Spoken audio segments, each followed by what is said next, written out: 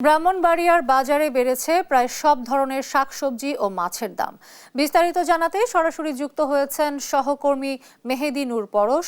মেহেদী, দাম নিয়ে ক্রেতা বিক্রেতারা কি বলছেন আমাদেরকে জানাবেন।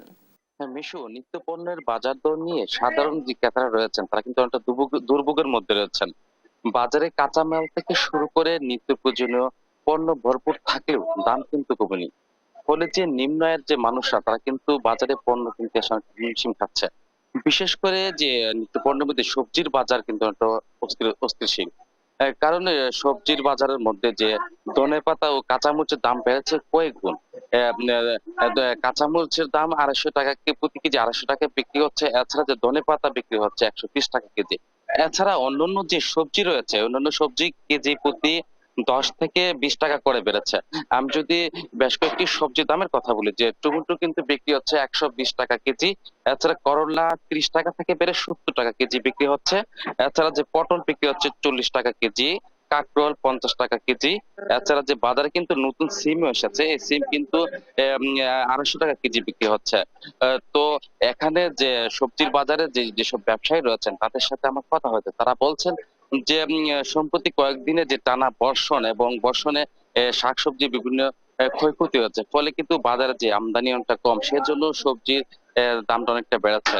তো আমি যদি এখানে যদি সবজির বাজার ছাড়াও যে মাছের বাজারের কথা বলি, মাছের বাজারে কিন্তু যে চাষের মাছ কিন্তু অনেকটি দাম বেড়েছে। এখানে যে কাতল মাছ রয়েছে প্রকার আকার ভেদে যে ৪০০ থেকে ৭৫০ টাকা, ৪৫০ টাকা কেজি বিক্রি হচ্ছে। এছাড়া যে রুই মাছ বিক্রি হচ্ছে ৩০০ থেকে ৩৫০ টাকা কেজি। এছাড়া যে চাষের যে ট্যাংরা মাছ, এই ট্যাংরা মাছও কিন্তু ৫০০ থেকে ৬০০ টাকা কেজি বিক্রি হচ্ছে। তো এছাড়া যে দেশীয় যে মাছ রয়েছে, দেশীয় মাছও কিন্তু ১,০০০ থেকে ১২০০ টাকা কেজি বিক্রি হচ্ছে। তো এছাড়া যে অন্যান্য যে পণ্য রয়েছে, যে মসলার দামও কিন্তু অনেকটা বেড়েছে আকাশচুম্বী। মসলার দাম আগের থেকে বেড়েছিল, এখনো তার মধ্যে রয়েছে। তো মসলার দামের কথা যদি আমি বলি, এখানে যে রয়েছে এলাচি ৪৮০০ টাকা কেজি বিক্রি হচ্ছে। এছাড়া দারুচিনি বিক্রি হচ্ছে ৪০০ টাকা কেজি। এছাড়া লং বিক্রি হচ্ছে ১৫০০ টাকা কেজি দরে। তো ক্রেতারা জানিয়েছেন আমাকে যে তাদের কিন্তু দাম বাড়ার কারণে যে বাজার যে খাদ্য তালিকা, যে তাদেরকে কাটছাঁট করে কিন্তু চলতে হচ্ছে। তারা পাইকারি এবং খুচরা পর্যায়ে বাজার মনিটরিং কিন্তু দাবি জানিয়েছেন। তো আমি সকাল থেকে যে বাজারটি রয়েছে এটি একটি পাইকারি বাজার মূলত। এই বাজার থেকে যে অন্যান্য যে বাজার রয়েছে, বাজারে ব্যবসা রয়েছে, তারা কিন্তু এখান থেকে কিন্তু পণ্য কিনে নিয়ে কিন্তু এখন এইসব ছোট, ছোট বাজারে বিক্রি করে থাকেন।